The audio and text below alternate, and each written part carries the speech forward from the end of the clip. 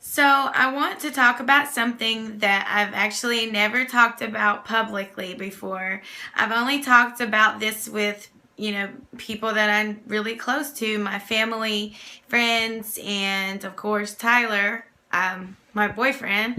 So, I've never talked about this publicly, and I feel that I need to because it has been about 8 years now, and my PTSD and flashbacks from this experience are actually starting to get worse. So I feel like talking about this will probably not only help somebody else, but it's definitely going to help myself too, because I feel like talking about it might actually get some of that stress and anxiety about the whole experience out, since I've never really talked about it before. So what I'm going to talk about is my prison experience. And before you judge me and look at me like I'm some crazy hard criminal, I was only in prison for 3 months, and I only went because I had 2 DWIs too close together. So they thought that prison time would be more beneficial for me than, I guess, rehab. So, but that's a whole nother topic. Not that it wasn't beneficial, because it was. And, because of this experience, I learned probably one of the most life-changing and most important lessons of my life that I think I'll ever learn, to be honest. So I can't say that I regret the experience, because it's made me the person that I am, and it's taught me a lot, and I've gained a lot of wisdom and knowledge and strength from the experience. However, I am now suffering from PTSD, and even the flashbacks have actually gotten worse in the last year, I would say. So, the experience was truly traumatic, which I think is why it was such a life-changing experience. But at the same time, there's always good with bad and bad with good. So, but that is something else I'm going to talk about in this video, is learning to take and turn negatives into positives, because that's definitely something that I learned during this experience. So I hope you guys enjoy my stories, and I hope I make you laugh and cry, and stay tuned as I will be answering the top 10 questions that I have been asked about my prison experience over the last 9 years. It was 2009 to 2010 whenever I went to prison. So however long ago that was. Alright, so I hope you enjoy the video, and here are the top 10 questions I have been asked over the years. So before I start answering the questions and talking about my prison experience, I figured I should probably tell everybody why I even went. So this was back in 2009, and at this time in my life, I was a wreck. I had just got out of a 7-year relationship. The relationship that I was in was like my first love, my first everything.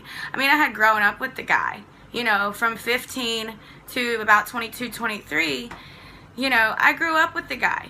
So we dated 7 years, but we had just broke up like right prior to me getting locked up. And I actually was the one that broke up with him. And but even though I'm the one that did it, it was still like one of the hardest things I ever had to do in my life. So I was going through that, and also I had just lost a friend. She actually died from overdosing, and that was the first friend I had ever lost, and especially to death. I had lost friends before, but not to death. I mean, usually it was just like, I'm not talking to you anymore. I never lost anybody dying at this point in my life. until Jessica died. And she overdosed from drugs, obviously. And so at this point in my life, I was an absolute mess. You know, I was one of those younger kids, and I guess younger adults too, that didn't think that my parents loved me, and obviously I didn't have the man anymore at the time, and I was so used to having a man all the time, and I had just lost one of my best friends to an overdose.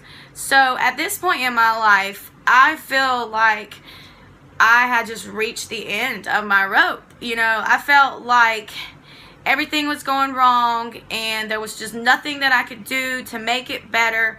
So I drank a lot, you know. I partied a lot, I drank a lot, because when I was in high school, I was such a good kid and a good girl. I didn't do anything at all, and it wasn't until I got out of school when I actually started drinking and doing all these different things and going to parties and stuff. So in this point in my life, you know, I was drinking a lot, and I had obviously too much to drink. My first DWI, there was 2 of them, which is the whole sole reason that I even went to prison, is because they said that I had 2 DUIs or 2 DWIs at the time, and they were too close together. They were literally within like 3 months from each other. So I was going to court for the first one when I got my second one. Like, it was a mess, and I could smile about it now. It's been, what, 9 years? But it's not really funny, you know, because of the circumstances and because of what I was going through. The reason why I got into the mess I got in was because I had, like, mental issues. I was messed up inside. I was hurting. I was depressed. I felt like I didn't have anybody, you know. And I had alcohol and drugs and stuff, you know. So that kind of took over my life at that time, and I was driving. The first DWI I got, I still to this day will fight it, only because the legal limit at that time, I don't know about now, I don't even drink anymore, but at that time it was a .08, and the first DWI I got, I blew a .07. But for some reason, I had a jury trial and everything, and they found me guilty. They said that that was still a DWI, and so that was my first one. My second one, I was definitely guilty of it. I don't really want to go into too much detail about, you know, what I was intoxicated on, per se. It was just a really bad time in my life, and I really didn't care. So, you know, I was intoxicated. I deserve that DWI 100%. You know, I totally take fault for that one. And, you know, one was in August, and the second one I got in December of the same year. It was 2008 when I got the both of them. And so that is actually why I ended up going to prison. Because I had 2 DWIs, and they were way too close together.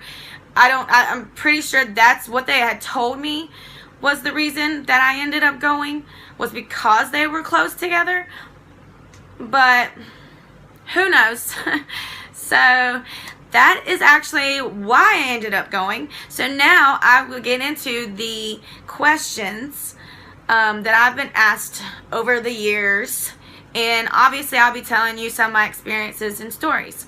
So stay tuned. Say the questions and answer the questions, obviously, in order from beginning to end, because that's how experiences go.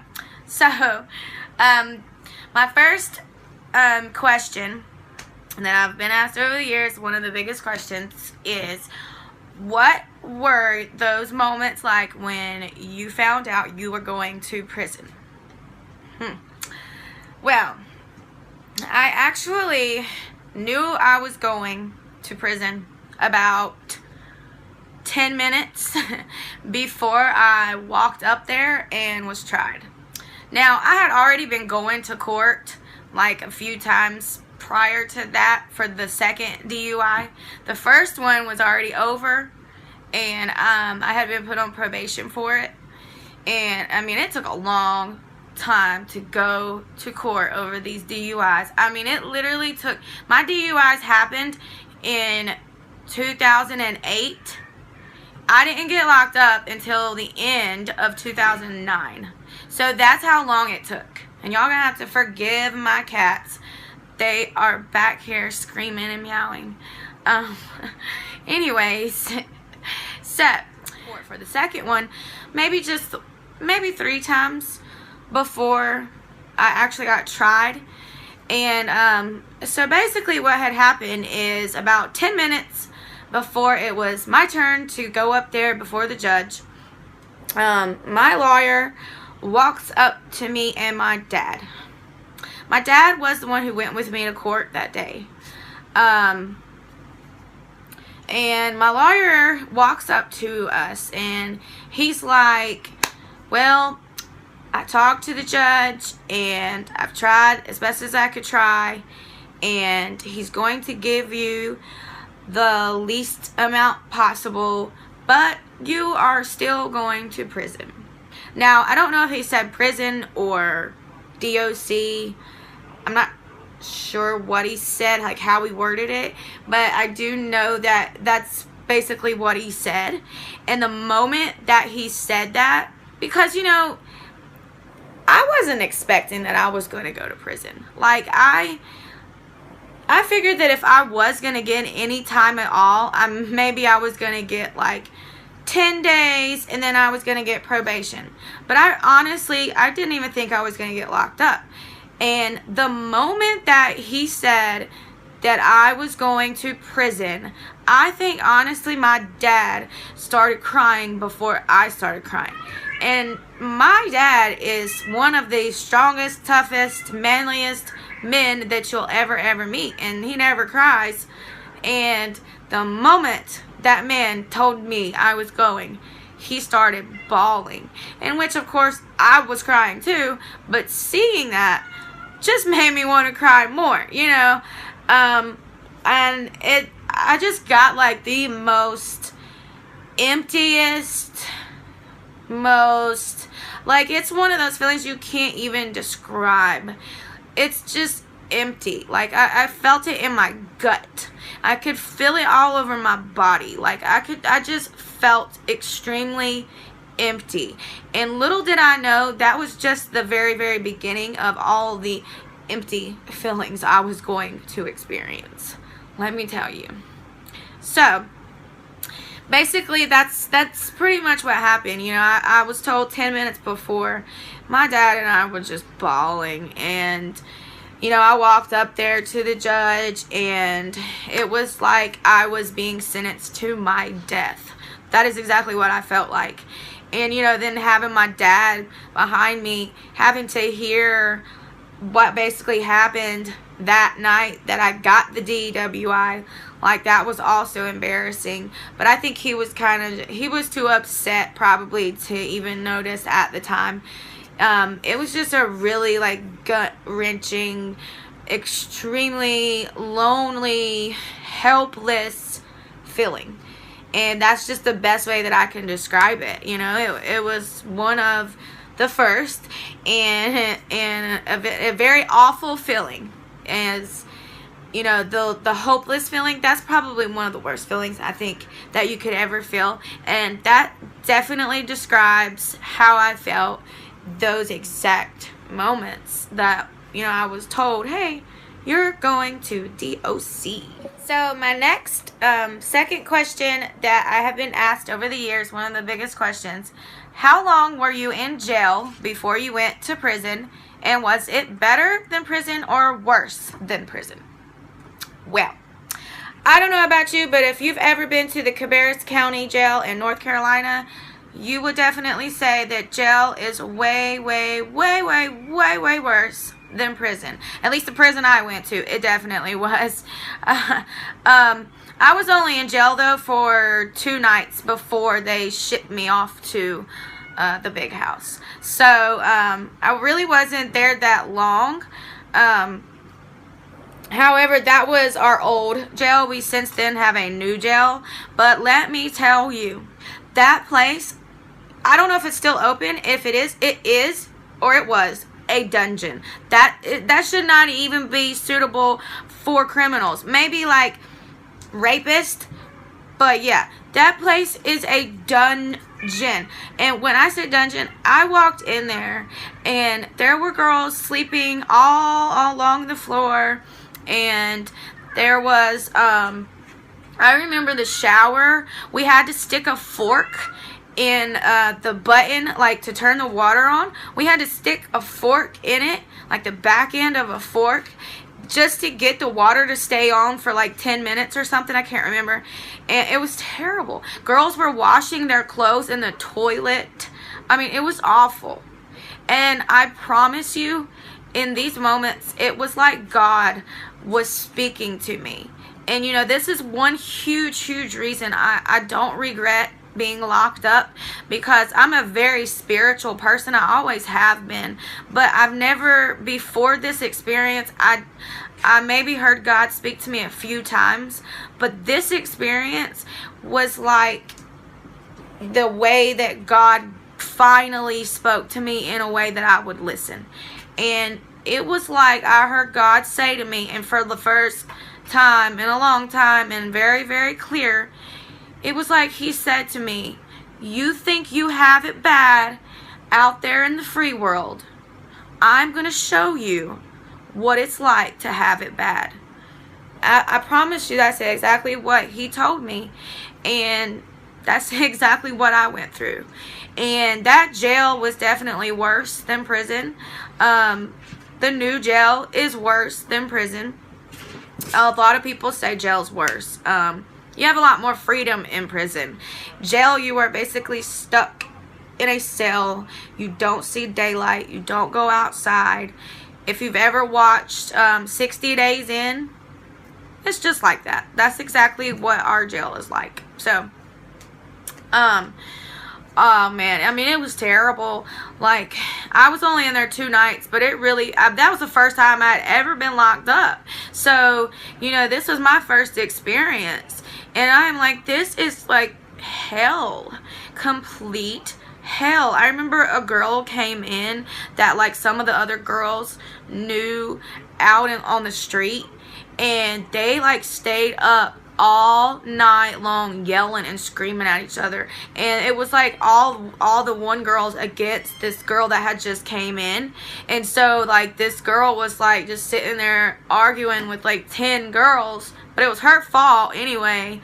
But still, like, that was my first experience in jail, you know, ever. And they were just screaming at each other all night, 2 o'clock in the morning. I couldn't sleep. Our cells were like this big, and you had like a girl here, a girl here, a girl here, a girl here, the bunk beds, and the toilet was in the middle right there. We had a pay phone, and it was on wheels, because we literally had the bars, you know, like the jail cell bars that you see in like the old school jails or like movies and stuff. They have bars. That's what the jail was like. Not anymore, because that was back then and they finally built a new jail, but still, like, yeah, it was like a real dungeon, real jail you see like in movies and stuff with the bars. And we had to like reach our arms through the bar, I remember, to grab the pay phone and to scoot it to each other, because it had wheels on it. I remember like girls in the other like cells would be like, hey, pass me the phone. And so like we would have to reach through the bar and grab it and like wheel it down, and then like the girls in the cell next to us would have to wheel it down to the girls in the cell next to them. I mean, it was freaking awful. Really awful. When they called my name and they were like, you pack your stuff, you are going to DOC. I mean, I was probably more excited that day than I was when I graduated or walked out of high school. Because I'm telling you, that's what I felt like. When they were like, you, let's go, pack your stuff, you're leaving. I hadn't been outside in 2 days. 3 days, 2 nights. I hadn't, I'd never been locked up before, so to me that was like a freaking month.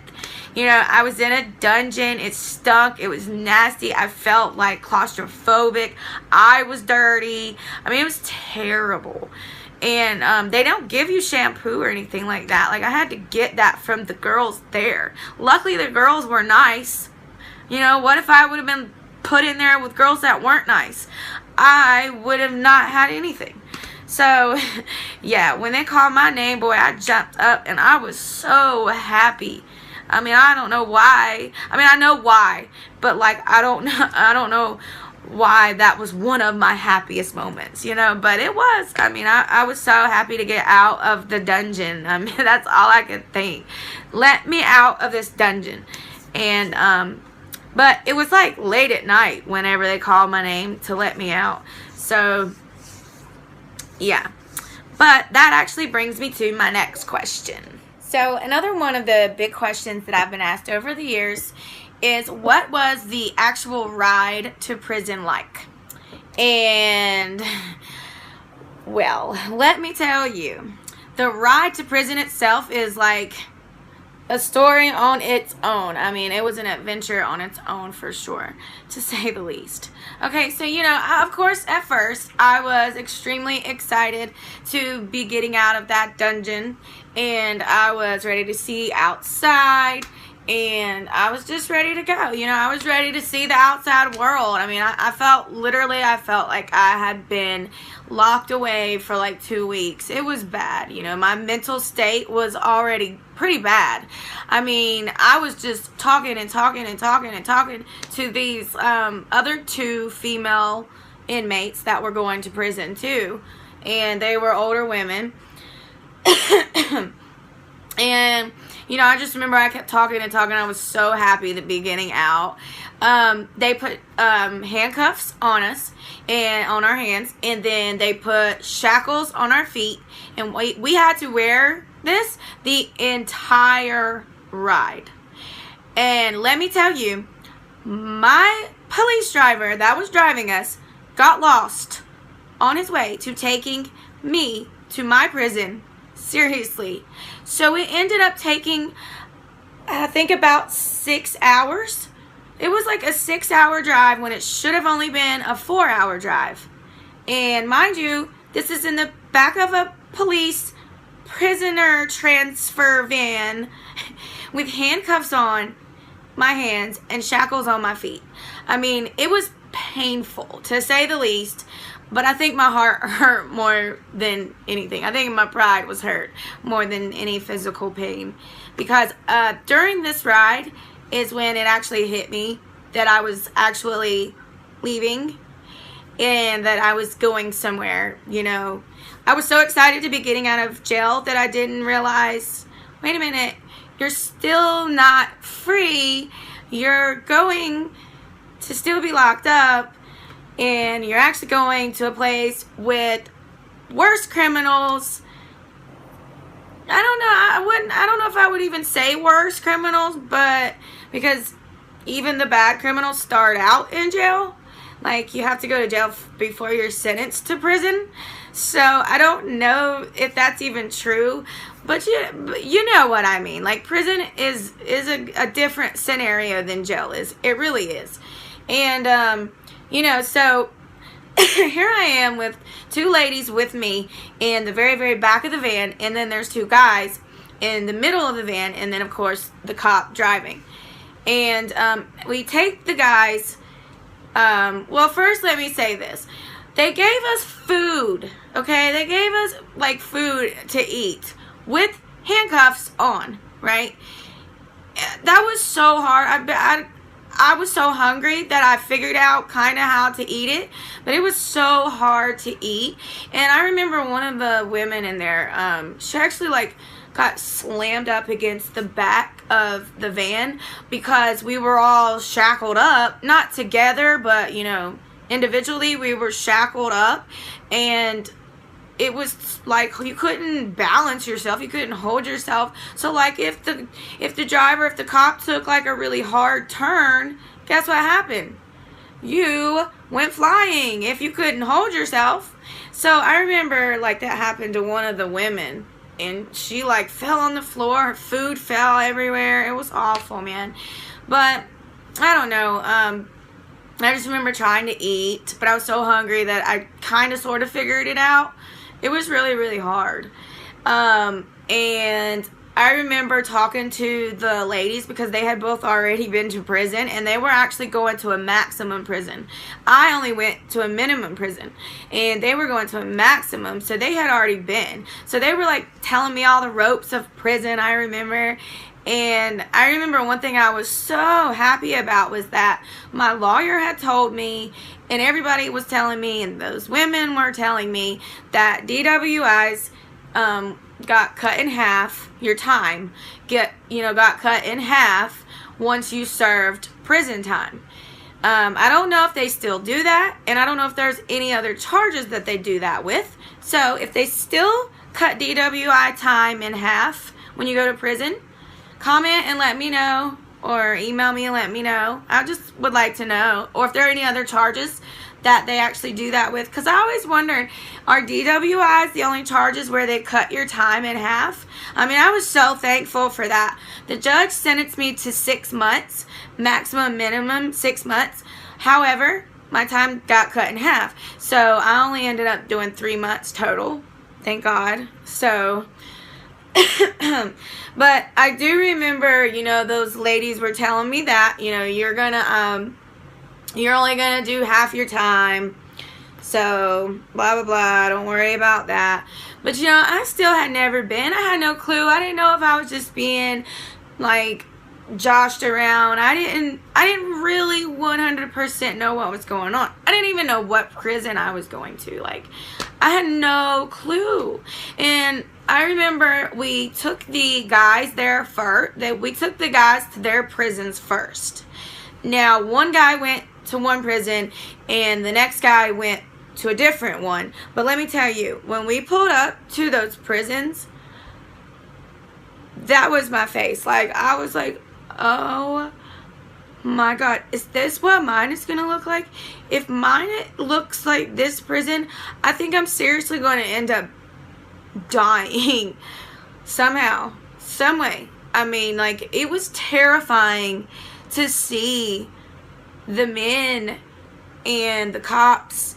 There was like other cops pulling up and bringing inmates in. I mean, it was like a slap in the face. It really was. It was like I was in a movie, but it wasn't a good movie because I was the star. You know what I'm saying? But it almost felt like a movie. That was another, the ride to prison was another extremely, extremely hopeless moment where I could just feel it in my gut and in my heart. Like, just my whole soul just ached.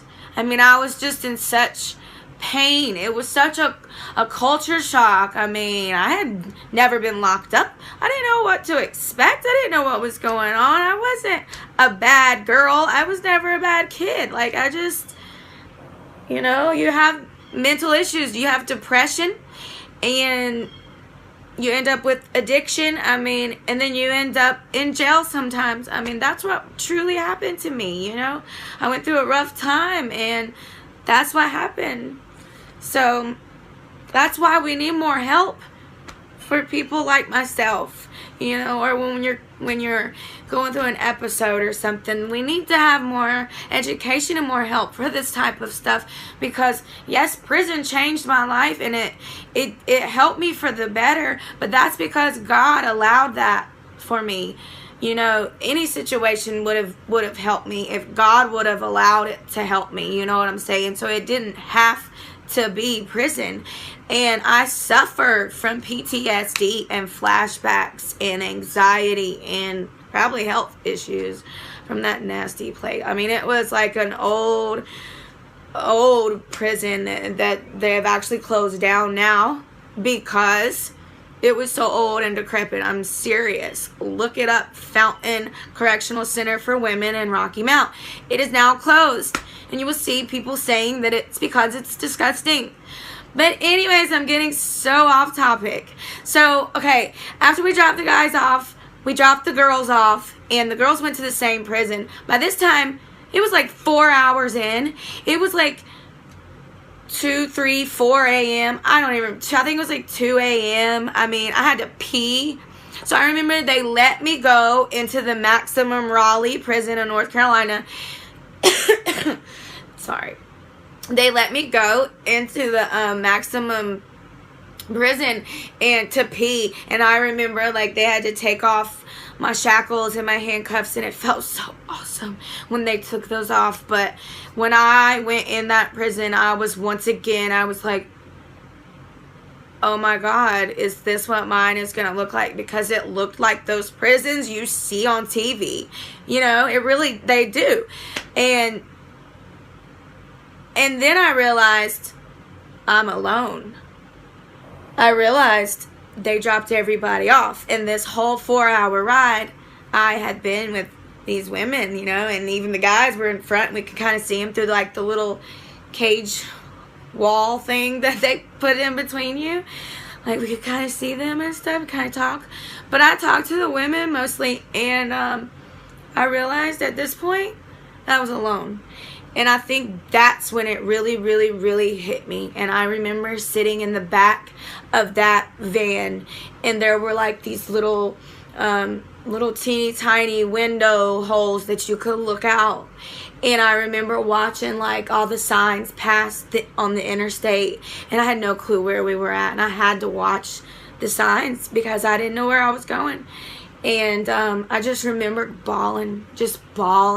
I mean, I had nobody to talk to. And it was a very eye-opening experience in that moment alone. You know, just watching the signs pass me by on the interstate, not knowing where I'm going, in handcuffs and shackles on my feet, you know, like I'm some hardened criminal, you know what I'm saying? Like, yeah, I've made mistakes. I might be a little crazy, but I'm not a hard criminal, you know, I'm not. And it's just crazy how they treat you sometimes and what they make you go through mentally and physically, you know, because you make mistakes. I mean, it's almost like then that would be everyone in the world should be thrown in prison for their mistakes. You know what I'm saying? Like, but that's just how it is. And I'll never forget that ride. That was a very long 6-hour ride, and I remember the policeman got lost. It was awful. And then when we finally pulled up to my prison, I was very relieved, because if you could see pictures of it, it looks like a boot camp. You know, it didn't look like a prison. It looked like a summer boot camp. So at that point, I was like, okay, well, at least this place doesn't look like the 3 other prisons that I just saw. You know, at least it actually looked different. And that was because mine was a minimum, theirs were maximum. So that was my ride to prison. So my next question is, what were your first moments in prison like? Well, considering that the driver got lost, the police driver got lost, I didn't get to my prison until about 3 o'clock in the morning, I think it was.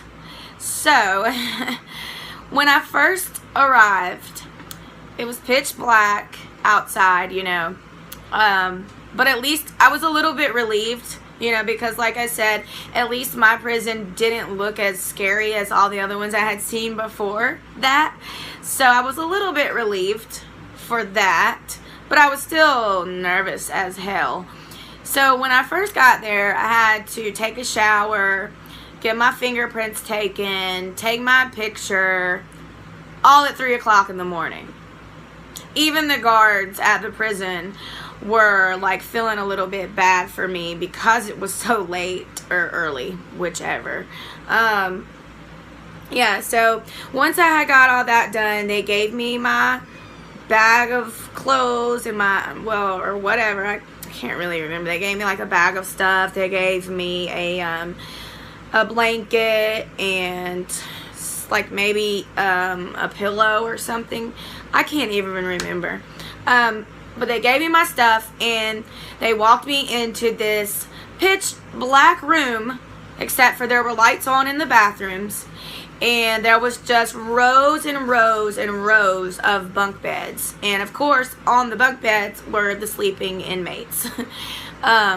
So I went and I put my stuff down, and the guards came and they got me, and they walked me over to what I didn't know at the time, but it's called a day room, and that's where you sit and you watch TV. And so they took me into the day room, and they were just talking to me about different things, like what I had to do when I woke up in the morning.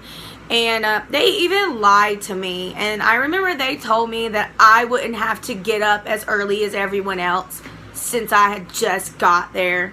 And they wake you up at like 5 a.m. in prison, and it was like 3:30 by the time I was talking to these guards. And so they lied. They told me, oh, you won't have to get up that early, we'll let you sleep. No, that was such a lie, and I was so gullible, I actually believed it. And I remember, like, I was asking them, like, do you know if I'm gonna get half my time off? Do I get half my time off? Of course, they didn't know. Of course they didn't know. Or if they did know, they surely wasn't telling me. So, I do remember they talked to me for a little bit, and then they were like, all right, you can go to bed. So I went to bed. I actually slept because I was so mentally and physically exhausted that I did actually sleep for, what, an hour? And when they woke you up in the morning, the guards come in there, and no lie, they come in there like this. Wake up, ladies! Wake up, ladies! Wake up! Alright, get your butts up, lady! Like, oh my God, it's 5 a.m. So, let me tell you, waking up in prison, and that's the first time you're gonna meet everybody that you're bunking with, like my bunk mate even, because I was on the top, right? So I had to like climb on top of my sleeping bunk mate. So like waking up at 5 in the morning and meeting everyone, that was another extremely shocking moment. But let me tell you something, I got so lucky. I ended up, when I got up and I walked towards the bathroom, I saw a girl that I knew from back home who had actually done prison time prior to this. And I knew that. So when I saw her, I was like, oh my God. Like she was my saving grace, let me tell you. Because first time being locked up, you sent me to prison. I don't even know what city I'm in at this point. I could be in another state by now because you took me somewhere. I have no idea where I'm at. You got lost. It took 6 hours to get there. I got there at 3 a.m. the devil's time. I mean, like I have no idea where I'm at, what's happening. I'm in such a shock. I was already in a terrible mental state before I got to prison, and so by this time I am in like an even worse mental state. Like if I didn't have mental health problems before prison, I definitely certainly did now. That experience alone definitely caused more problems than what I had before mentally. So but yeah, seeing her, that was like a saving grace type of moment. And it was because she kind of showed me the ropes. She had already been to that prison before, so she already knew, she knew like everything. There was people there she already knew. So of course she's introducing me to people. So I was extremely lucky to have somebody there that I knew. So I was like very happy about that. That was definitely a great moment to wake up and see that. But even seeing her and even knowing her, and you know, of course it was still extremely scary. And like everybody flocks to you. What's your name? What are you in here for? What did you do? How much time do you have? And then everybody starts analyzing like what you did and how much time you're gonna get. Because of course, here I go again. Am I gonna get half my time cut? Is that really true? Or you know, like I wanted to know, because not knowing when you're getting out is like an awful, terrible feeling. So, you know, of course, that was like one of my first questions to everybody I talked to. Do you know if I'm going to get out early because of this? And, you know, of course, everybody was telling me, yeah. So that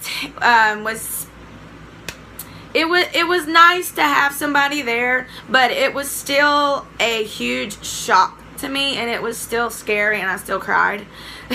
So my first moments, I was still crying. I was. But at least I had somebody to comfort me. So definitely one of the most popular questions I've been asked over the years regarding my prison experience is, did anyone ever try you?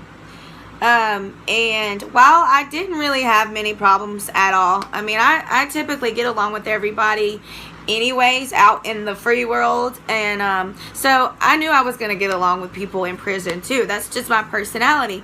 But I mean, of course, there's always going to be people that are going to try you, because they're going to know that this is your first time that you've ever been locked up.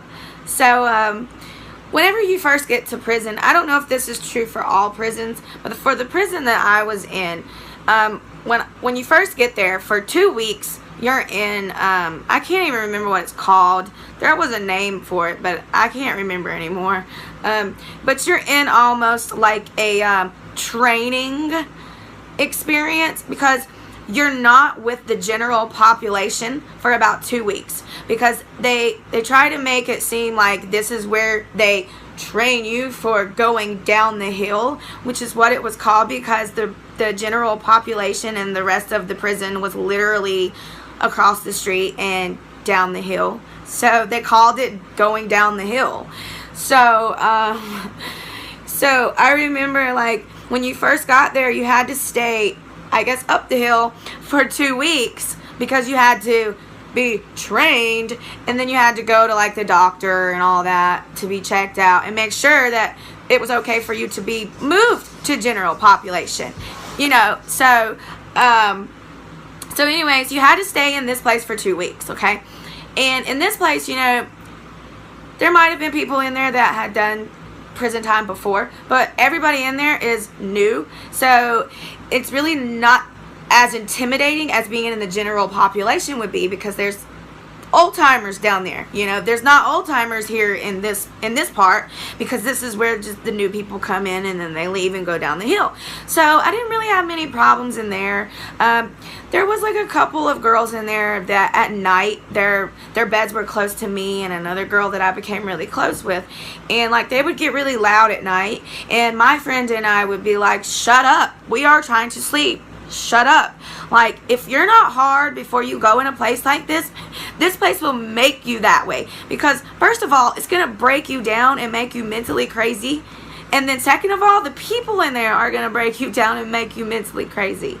So like, I mean, I've always been a pretty tough chick, but I mean, I was kind of just going insane in there anyway from all the like stress I had been put through mentally. So my friend and I were like, y'all need to shut up. We're trying to sleep. Shut up. The lights are out. Be quiet. If the lights aren't out, you can talk. As soon as those lights go out, that means that it's time to sleep.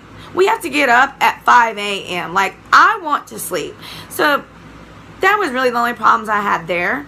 Now, when I moved down the hill into general population, I will never ever forget. I was standing in the canteen line, and canteen is basically the store in prison, and you stand in line, you wait your turn, you walk up there, and you buy your stuff.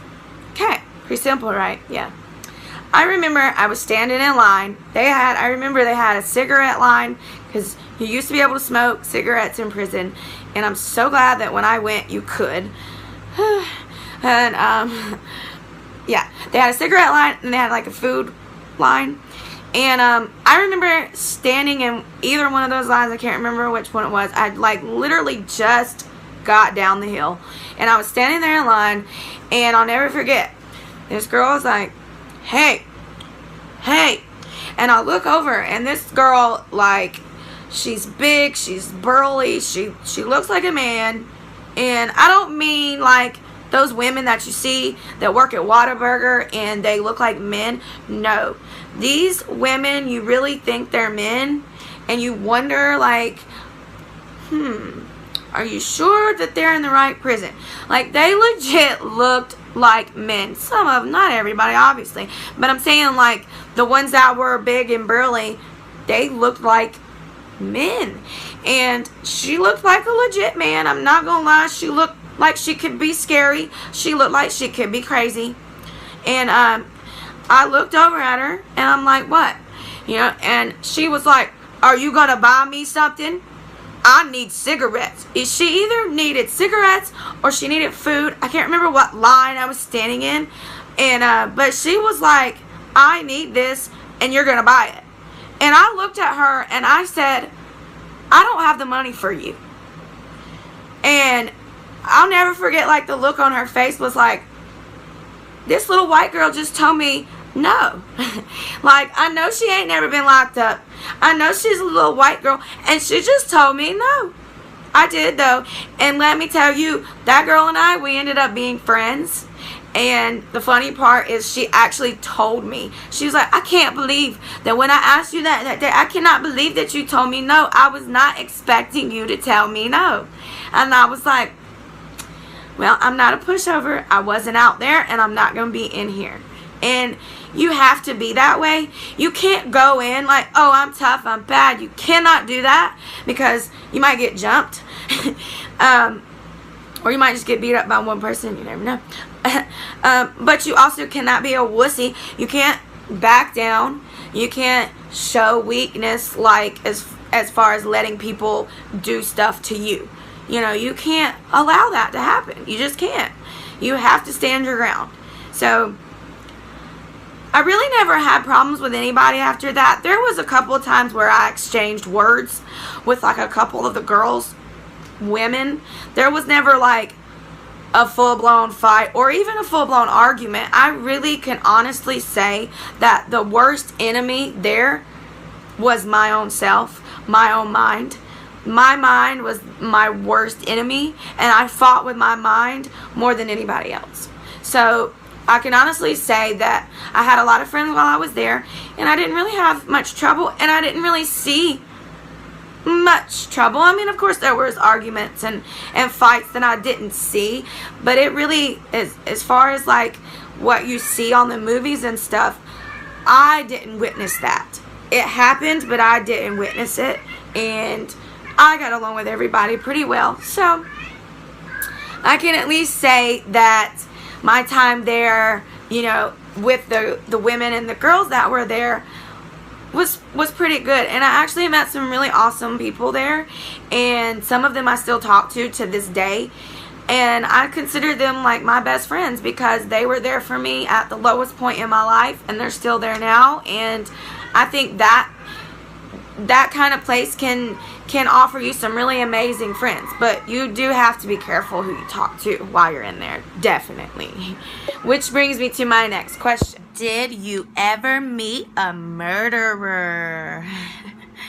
Well, actually, you know, I was in a minimum camp, but as I said before, I think I said before, there are some prisoners that they go to maximum prisons, and they end up moving down to a minimum camp like mine for like good behavior or something. I guess that's how it works. I'm not too sure.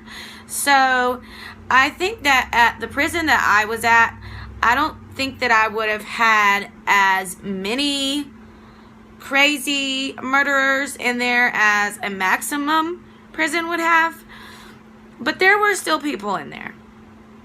So I actually met a lady that, well, it was a younger girl actually, and she got a few years because she actually like ran her boyfriend over with her car. She didn't kill him, and the reason that she did it is because they were fighting at the time, and I think he was like putting his hands on her. And I guess she got in her car and she hit him with her car. So that was why she was in there for a few years. And I also met a lady that she said she caught her husband cheating on her, and she literally cut his penis off. No lie. She got 17 years. That's what she was in there for. She only had like maybe I think 2 years left by the time I was in there with her. She really did do that. So yeah, there was that one. And but the story that I have for you about the murderer that I met.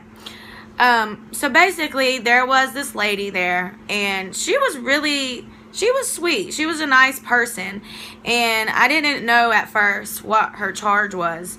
And she was like kind of like one of those quieter people, and she kept to herself a lot, but she was nice, and so she would talk to me a lot. And I remember one time the girls, quite a few of them, we were all sitting around talking, and they started telling me that that lady that I was just talking about had actually killed her girlfriend, and that's why she was locked up. And you see, every time this lady would come over and talk to me, and like I would be sitting on my bunk, because I always got the top bunk for some reason, and every time I'd be sitting there and she would come talk to me, she would always put her hand like on my leg or something. I mean, I never really thought anything of it. I didn't know she was a murderer either. So at least that was the rumor. And so anyway, those girls told me that I needed to tell her to stop putting her hand on my leg, or they were going to tell her for me. And I'm like, no, I'll tell her. I don't need y'all to tell her for me. I'll tell her. So I did. I ended up saying, because she did it again. She came over, she talked to me, she put her hand on my leg, and I was nice about it, but I was, stern about it too. I was like, can you not touch me every time you talk to me, because it does make me uncomfortable. She was fine with it. She stopped, and we were still friends after that. Now, I don't know if maybe their concern was that she was one of those people, maybe that she fell in love with people and then killed them. I don't know. But there are people like that. It's not funny, but I'm not sure. Maybe that was what their concern was. So maybe that, that's why they told me to let her know that. So, but, and I let her know, and we were still fine after that. So, as far as I know, there weren't any other murderers in there. Not that I knew of, anyway. I remember one of she was one of my friends. She was an older lady. We called her grandma because she was an older lady. And I remember a rumor went around about her that she was the lady that put her baby in a microwave.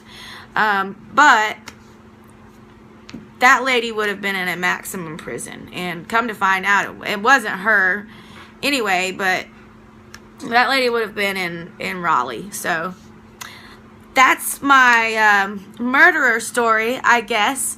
I guess I got pretty lucky with the women in prison, I didn't really have problems with people, and I don't know, I didn't really meet, I didn't get to know very many stories, though, not in depth.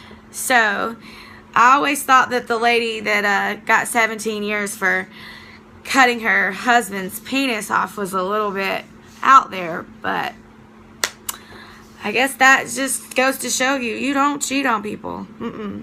No. So one of the most recently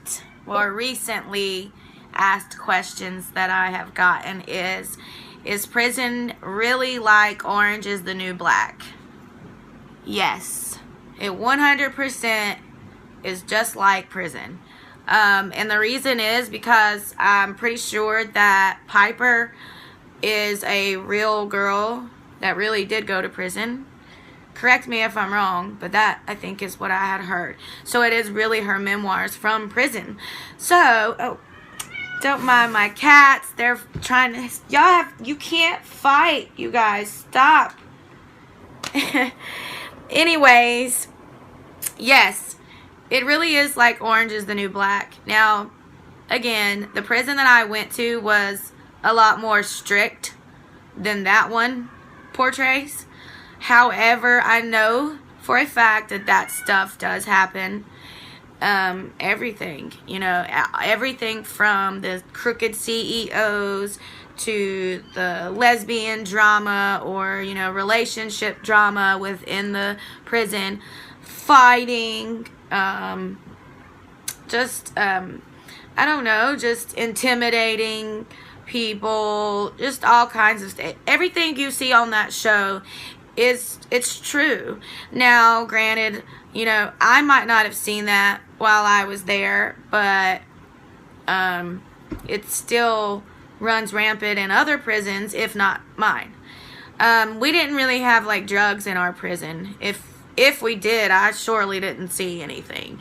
So, and as far as like the relationships that the girls would have, they were a lot more strict. You know, they wouldn't even let girls that they knew were dating or whatever, they wouldn't let you like sit really close together. They wouldn't let you hold hands or anything like that. They were really strict about that. But everything else was 100% to a T what I experienced. I had a job when I was in prison, and I fought so hard to get the job that I had. I was one of those workers that you see walking on the side of the road picking up trash with the bright orange vests on, and I wanted that job so bad because I wanted to get off the compound, get out of the prison camp, and I got a taste of freedom every single day. When we would go out there and pick up trash, man, I loved it. We made like 70 cents a day, I think. It was worth it because that was getting out of prison. So, but that was me. I was one of those girls with the bright orange inmate vests picking up trash on the side of the road. And funny story about that, if you found drugs or paraphernalia or anything like that while you were cleaning up the trash on the side of the road, then you were pretty much guaranteed to get time off. So, my lucky butt, I was walking down the road and I happened to find a crack pipe. And I don't think I've ever been so excited in my life over a crack pipe. Not that I've ever been excited over a crack pipe, but I'm just saying, like, it was so funny how exciting it was to find this crack pipe. That crack pipe got me 1 day off my sentence. 1 day is like 1 week when you are locked up. So that crack pipe meant the world to me when I found that. When I called my mom that night, I called my parents that night, and they knew that if I found stuff, I got time off. And I was like, Mom, I found a crack pipe. She said, good.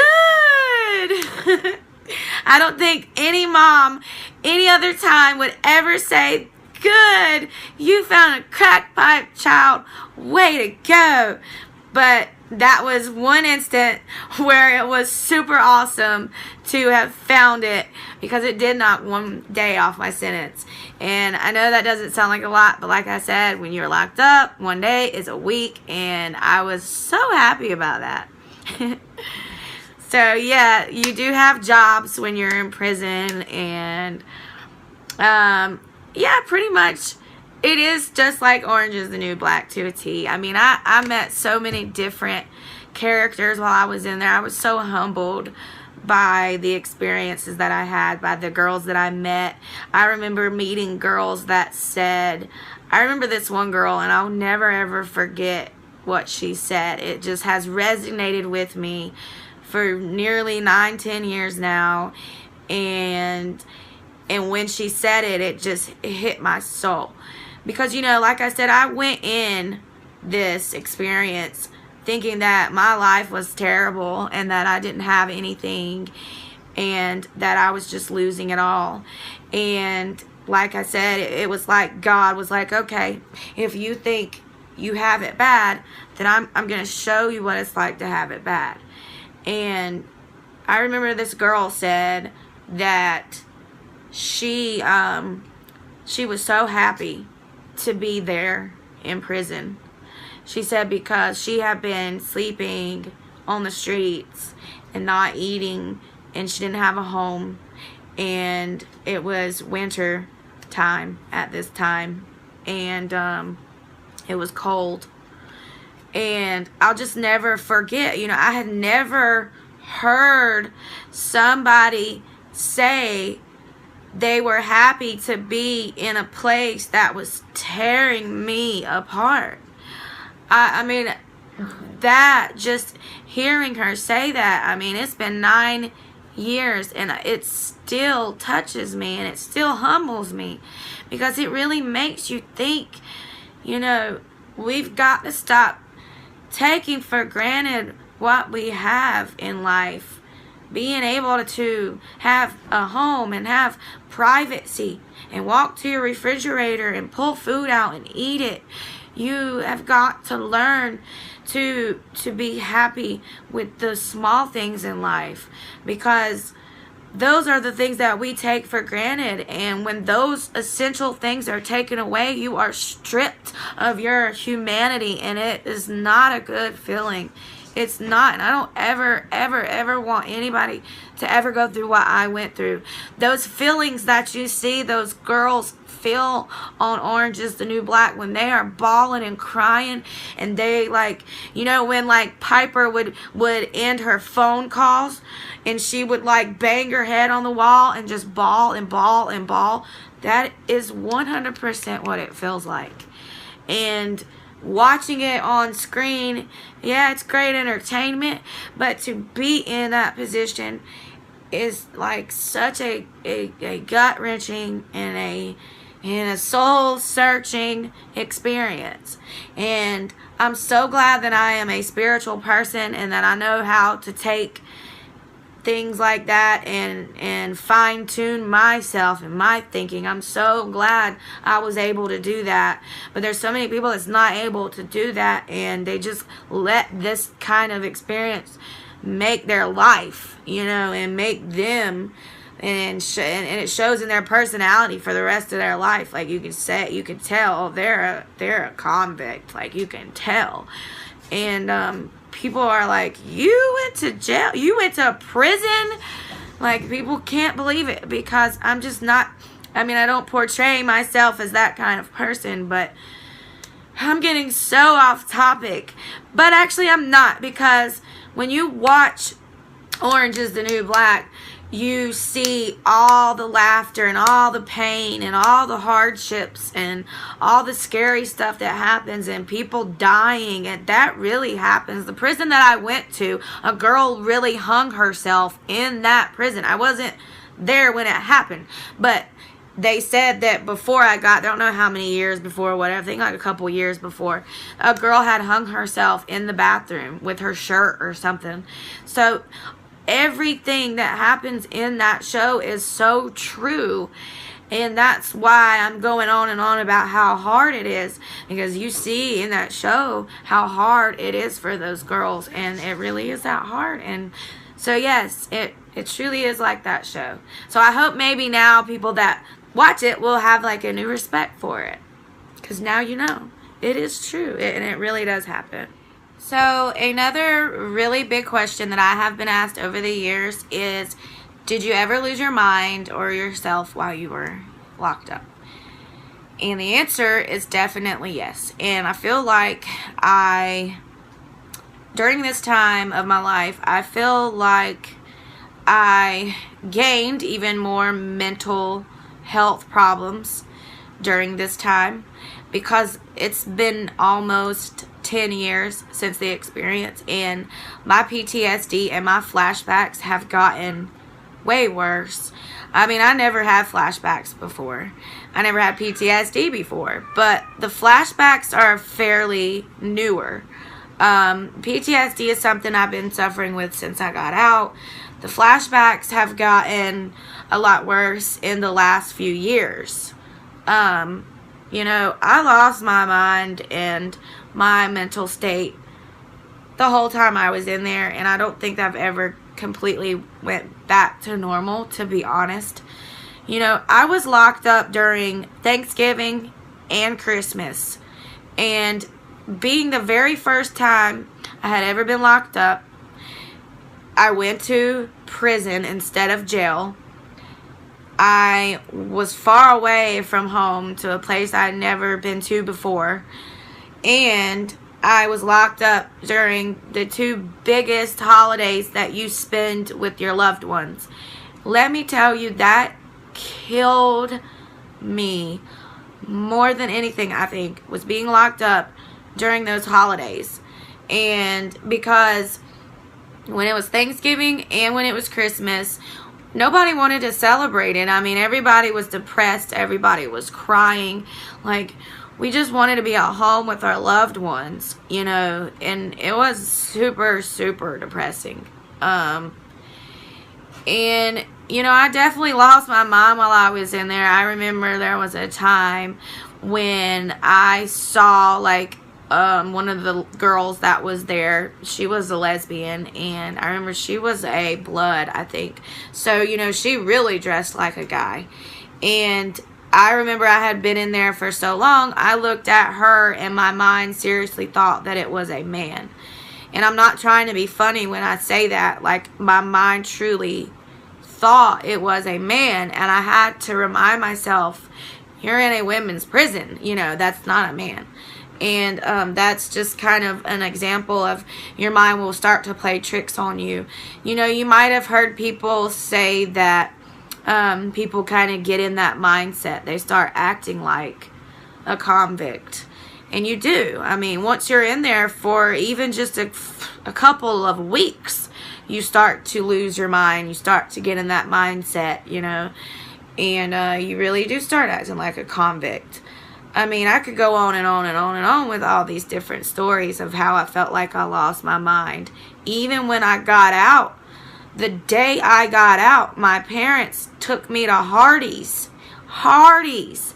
And when I walked in Hardee's, I felt like everybody in there was staring at me and knew I had just walked out of prison.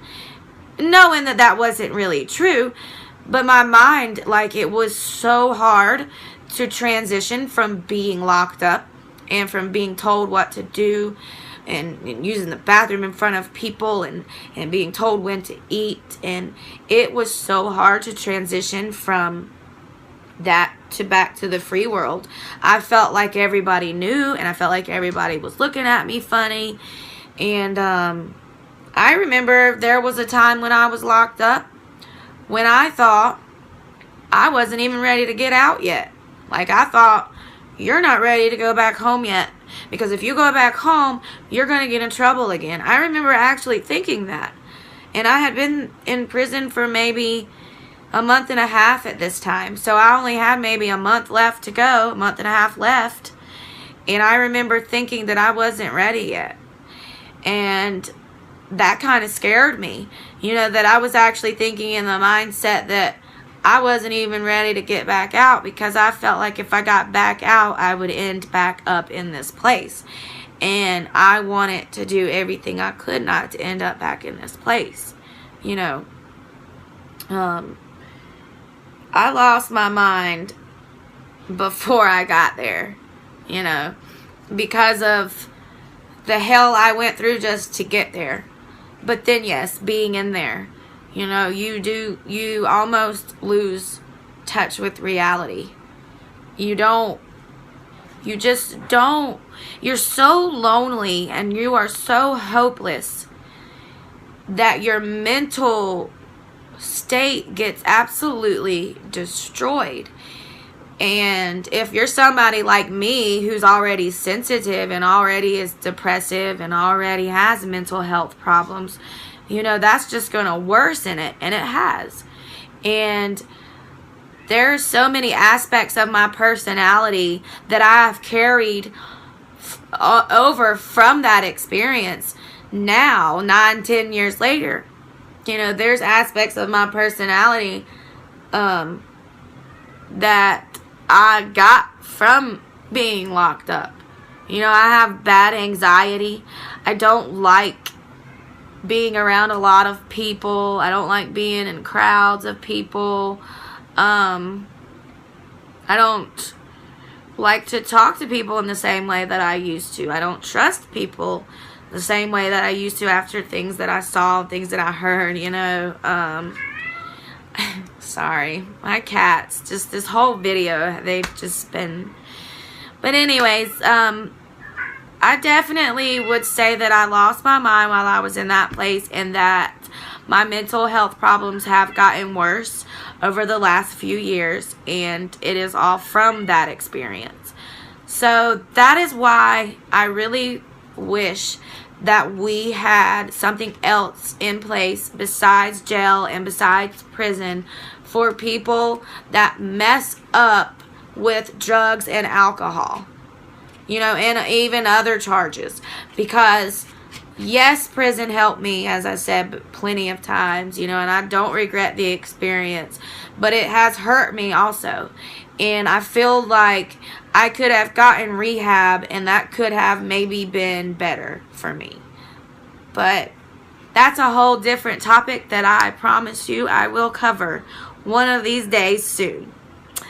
But I just think that we need to find another way to help people that have mental health problems like depression and addiction and anxiety and all of the above. I think we need to find other ways besides jail and prison to help those types of people, because in a way I was helped, and in a way it got worse for me mentally.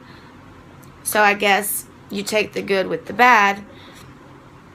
Which brings me to my next question and my last question, which is, what is the biggest life lesson that you learned from being in prison? And that, my friends, is definitely, you have to learn to take negative situations and negative things that happen in your life, and you have to learn to turn them into something positive.